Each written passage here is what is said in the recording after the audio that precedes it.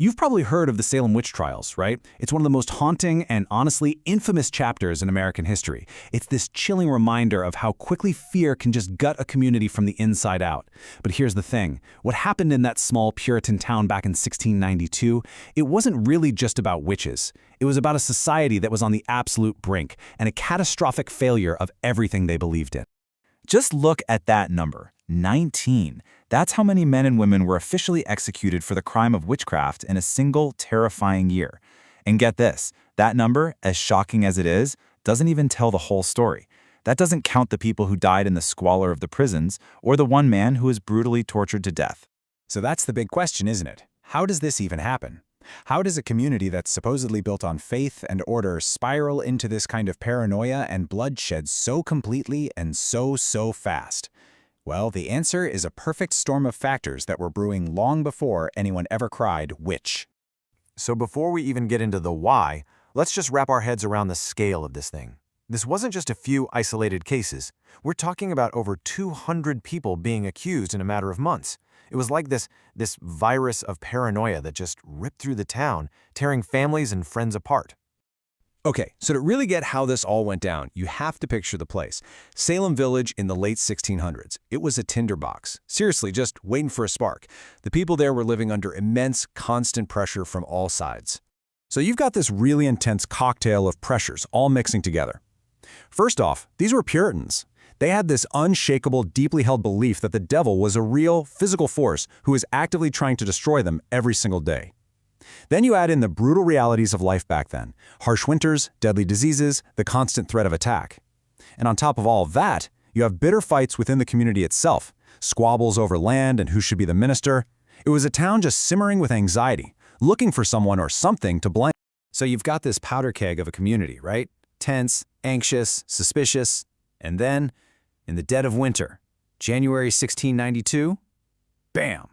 The spark finally hits. And it doesn't start with a battle or a big sermon. It starts quietly, inside the home of the local minister. And it all kicks off with two young girls, the minister's own daughter and his niece, only 9 and 11 years old. They started having these terrifying fits, screaming, twisting their bodies into strange shapes, crawling under furniture, and crying out that they were being pinched and bitten by things no one else could see. And pretty soon, other young women in the village started having the exact same symptoms. The local doctors, they had no clue. I mean, from a medical standpoint, it made zero sense. So when science and medicine failed them, they landed on the only explanation that, in their world, made any sense at all: witchcraft. The girls were bewitched. So the magistrates pressure the girls. Who is doing this to you? And you've got to pay close attention to who they named first. They didn't point to the powerful or the respected town leaders. No. They pointed to the easiest targets imaginable, the outcasts. Tituba, an enslaved woman, Sarah Good, who was homeless and forced to beg, and Sarah Osborne, an old woman who had a bit of a reputation for not playing by the rules. They had no power, no one to defend them. And this is the moment the whole thing just explodes. After who knows what kind of intense interrogation, Tituba confesses. And her confession, which was almost certainly forced out of her, isn't just a simple yes. It's this wild, terrifying story about flying on sticks and signing a pact with the devil. For the Puritans hearing this, it was all the proof they needed. It was confirmation of their absolute worst fears. And it was like throwing gasoline on a bonfire.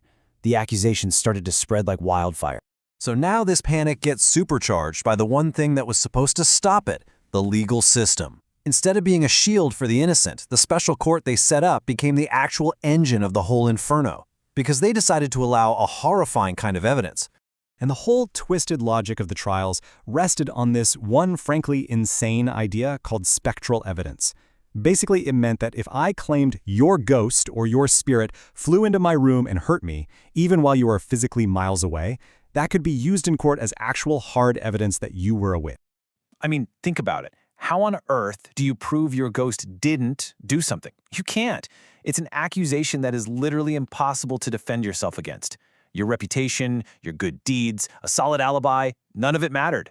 If someone said they saw your specter, you were in mortal danger. And with that as the standard of proof, things just went from bad to worse really fast. The first hanging was in June. By July, 5 more people were hanged. August, another 5. And then September, 8 people were executed on a single day.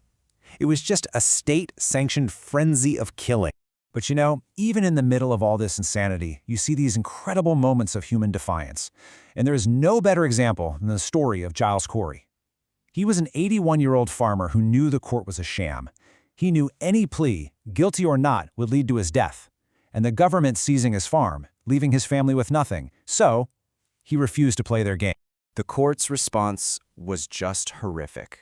They used a medieval form of torture called pressing. They laid him on the ground and piled heavy stones on his chest to try and force a plea out of him. And as they piled on more and more weight, his last defiant words were simply, "More weight." He died, but he died with his integrity intact, and his farm passed to his sons. So you have to be asking, how does a nightmare like this finally stop? Well, eventually, the accusers got a little too ambitious. By the autumn, they started pointing fingers at really prominent, powerful people, even the governor's own wife. And suddenly, the people in charge started to worry they could be next. All of a sudden, some of the same influential ministers who had been fanning the flames started to publicly question whether spectral evidence was really all that reliable. And that gave the governor the political cover he needed to finally step in, dissolve the special court, and put an end to the madness. But the damage, of course, was already done. And the road to even acknowledging what a horrible injustice this was, well, it was incredibly long and slow. It took 14 years for one of the main accusers to finally apologize. It took even longer for some of the families to get any financial compensation. And incredibly, it took until 1957 for the state of Massachusetts to formally clear most of the victims' names. The very last of them weren't cleared until 2001. Can you believe that? 2001. Justice came far, far too late. And that, right there, is why we still talk about Salem today. It's more than just a spooky story from history class.